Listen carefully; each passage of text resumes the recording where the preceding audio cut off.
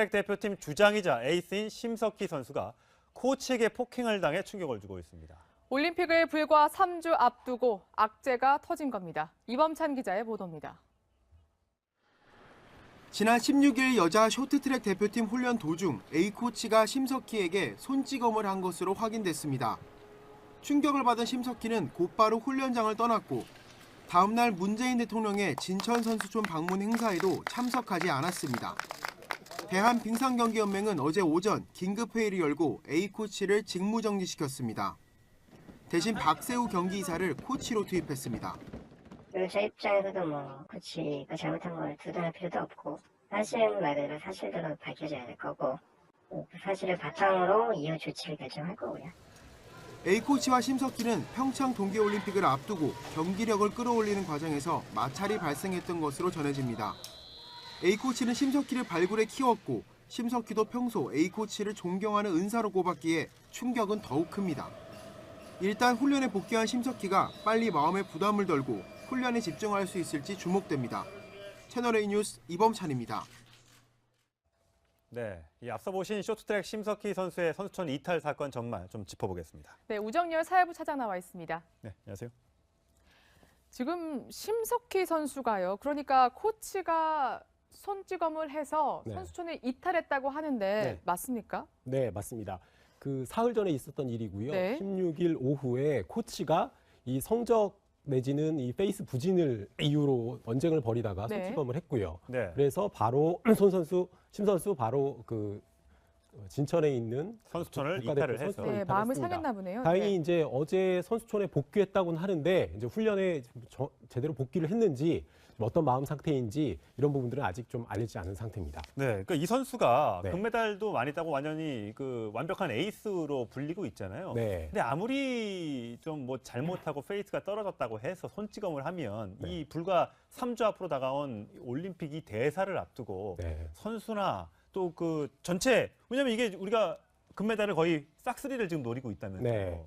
굉장히 악재가 될 것 같습니다. 지금 심석희 선수의 소개가 나오는데 뭐 금메달이 엄청나게 땄어요. 이 국민들한테는 4년 전 소치 올림픽에서 쾌거를 가져다준 우리 쇼트트랙 여자 쇼트트랙 팀의 간판으로 기억하실 텐데요. 3000m에서 계주 금메달을 땄고요. 1500m와 1000m 경기에서 또 은메달과 동메달을 땄습니다. 최근에 삿포로 아시안 게임에서도 3000m, 1000m에서 금메달을 따면서 이번 평창 올림픽에서 참 기대주이고 또 21살의 나이에 이 여자 쇼트트랙 대표팀의 주장을 맡고 있는데요. 좀 안타까운 일이 벌어져서 3주밖에 남지 않은 상황에서 대표팀의 경기력에 악영향을 미치지 않을까 되게 우려되는 상황입니다. 저는 소치 때도 이게 심 선수가 굉장히 어린데 좀 강단 있고 차분한 모습, 평정심을 유지하는 모습을 보여서 굉장히 감명 깊었던 기억이 있는데 사실 이 심석희 선수에게 손찌검을 한 코치가 평소 뭐 사이가 안 좋거나 이런 코치가 아니라 굉장히 끈끈한 관계였다고 하더라고요. 10년 넘게 이 관계를 가져왔던 제자와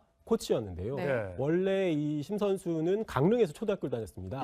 그 쇼트트랙을 하던 오빠를 따라서 빙상장에 갔다가 이 코치 눈에 띄면서 이 코치가 심 선수의 재능을 알아본 거죠. 그래서 서울로 전학을 갔으면 좋겠다. 그리고 내가 계속 지도를 했으면 좋겠다 해서 10년 넘게 이 사제 관계를 지내왔고요. 심 선수도 이 코치에 대해서 가장 존경하는 은사다 이렇게 표현해온 사이였는데 이런 불미스러운 일이 벌어진 거죠. 그러니까 심 선수 옆에는 항상 저 코치가 있어요. 그 정도로 굉장히 가까운 사이였는데 안타까움이었다 하더라도 굉장히 부적절한 행동 아니겠습니까? 다른 날도 아니고 진짜 이 대사를 앞두고 결국 그래서 지금 징계 조치에 들어간 거죠. 일단 빙상연맹이 해당 코치를 지금 뭐 선수들을 지도할 수 없는 상황이라고 물러났고요. 이 경기 이사를 코치로 일단 뭐 대타로 지금 넣어놓기는 했는데 아무래도 경기력에 미칠 영향이 좀 좋지는 않을 것 같습니다. 우리 이번에 올림픽 금메달, 뭐 금메달이 다 중요한 건 아니겠습니다만 선수들의 선전을 기대했는데 혹시라도 전체 선수단에 악영향을 미칠까 걱정이 됩니다만 다시는 이런 일이 좀 없어야겠습니다. 다음 소식인데 이 박유천 씨 반려견 때문에 상처를 입은 이제 A 씨가 직접 이제 인터뷰를 했다고 하더라고요. 12억이란 그 손해배상금이 어떻게 산정이 됐느냐 했더니 얘기를 했다면서요. 네, 뭐 계약에 물렸다고 하지만 12억이나 배상을 요구한다는 게 상식적으로는 좀 이해가 되지 않아서 저희 뭐 피해자 변호사 측이랑도 접촉을 하지 않았습니까? 기존의 치료비도 있고요. 앞으로 이미 네. 그동안에 지난 7년간의 치료 네, 그 치료비만 3억 2천만 원 정도가 되고 앞으로 향후 5년간도 치료비가 들어갈 거다. 그리고 이로 인해서 발생한 지금까지의 정신적 피해, 그다음 제대로 사회적 활동을 하지 못하면서 생긴 피해 이런 부분까지 다 감안해서 예. 이 손해배상을 요청한 거죠. 예. 네. 저희가 직접 그 피해 여성 측의 담당 변호사에게 연락해서 얘기를 들어봤습니다. 직접 확인해 보시겠습니다. 실제로 피해자에게 발생한 수술비와 치료비 등 7년이라는 기간 동안 소요된 수술비와 치료비이기 때문에 앞으로 발생이 예상되는 손해를 합산한 금액과 영구적 노동력 상실률 60%의 진단을 받으셨어요. 위자료 성격의 금액은 굉장히 작은 부분에 불과하다. 네. 지금 보니까 굉장히 상처가 컸다라고도 주장하고 있거든요. 네. 근데 실제 취재를 해보니까 상처가 굉장히 깊었다면서요. 네, 그 사진을 보고 저도 깜짝 놀랐는데요. 네. 뭐 경찰 통해서 저희가 확인한 것만 최소한 80바늘 이상 봉합 수술을 받았고 네. 이게 피부 밑으로 개 이빨이 이게 뚫고 들어가면서 이 피부 안쪽에서도 이 성형 관련한 치료가 지속적으로 필요한 상황입니다. 경찰 예. 통해서 확인한 바로는 이제 의사가 완치는 좀 어렵다 이런 네. 얘기를 했고요. 이게 예. 사실 얼굴 근육이라고 하는 게 표정이라든지 대외 활동에서도 미치는 영향이 아주 그렇죠. 크기 때문에 그렇죠. 앞으로 그 필요한 치료비도 상당히 많다고 이 피해자 측은 주장을 하고 있는 겁니다. 네, 피해자 측이 이제 누구냐 관심들이 많으셨는데 일단 현재 밝혀진 드러난 것으로는 40대 여성이고요. 드라마 제작사 대표의 이제 부인이라고 합니다. 그래서 이 박유천 씨의 매니저와 평소 알고 지내서 박유천 씨 집에 놀러 갔다가 이 사고를 당했다고 하는데 일단 이게 이제 피해자 측과 박유천 씨의 입장이 많이 다른 게 우리는 이미 합의를 했고 또 보상도 했고 치료비도 대줬다라고 하는 게 이제 박유천 씨 측의 주장이고 네. 상대방 쪽에서는 전혀 그렇지 않다라고 지금 얘기를 하고 있는 거잖아요. 네.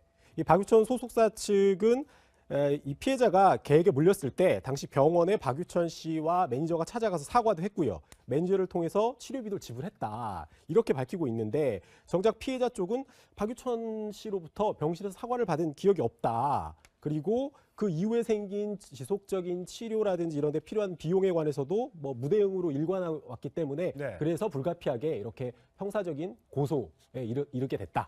이렇게 주장하고 있습니다. 예. 네.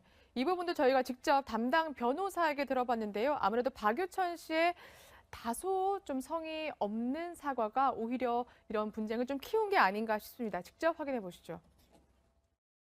사실 이 사건 직후에 응급실에 따라와 오셨던 게 전부고요. 매니저를 통해서 그 선물과 함께 봉투 안에 약간의 돈을 담아서 굉장히 기분이 나쁘셔서 이를 전부 돌려보내신 적은 있습니다. 전혀 받은 적이 없고요. 따라서 당연히 합의서는 작성이 없었고요. 여기에 등장하는 게 매니저가 있잖아요. 네. 근데 그 매니저는 어떻게 됐습니까?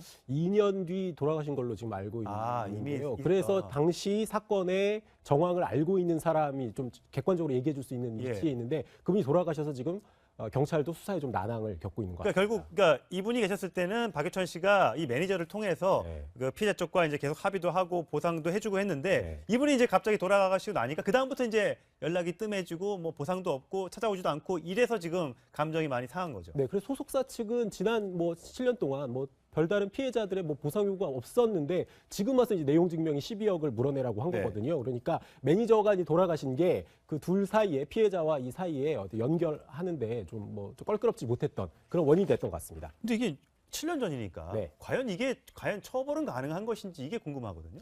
이 경찰은 지금 어제 그제 이 피해자 쪽 그 고소인 조사를 마쳤고요. 아직 박유천 씨에 대한 조사 시점 같은 건 아직 정해지지 않았는데 만약에 형사적으로 처벌을 해야 된다면 중과실치상죄가 이 혐의가 입증돼야 합니다. 근데 예. 중과실치상죄는 이 실제로 이 박유천 씨가 고의를 갖고 이런 상처를 입혔느냐? 뭐 개를 풀어가지고 일부러 물게 했느냐? 네, 이런 부분이 입증돼야만 중과실치상죄로 이게 형사적인 처벌이 가능하거든요. 예. 그런데 네.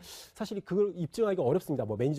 당시 매니저도 이미 돌아가셨고요. 예. 그래서 경찰은 이게 처벌이 가능성에 대해서는 조금 회의적인 시각으로 보고 있습니다. 그럼 개를 그냥 보여주는데 그 피해자가 이렇게 만지다가 만약에 이렇게 사고를 당했을 경우에 그건 그런 법 적용이 아니에요? 그냥 과실? 예, 일반적인 과실치상 같은 경우는 이 고소당한 사람, 그러니까 이 형사처벌을 받아야 하는 사람의 고의성 여부가 입증되지 않아도 되지만 중과실치상 혐의 같은 경우에는 이 과실 여부, 그러니까 예. 고의성 여부가 네. 입증이 돼야 되기 때문에 그 부분이 쟁점이 될 것 같습니다. 네. 예. 알겠습니다. 예, 뭐 경찰이 아직까지 박유천 씨를 조사하지 않았으니까 좀 지켜보도록 하겠습니다. 오늘 말씀 잘 들었습니다.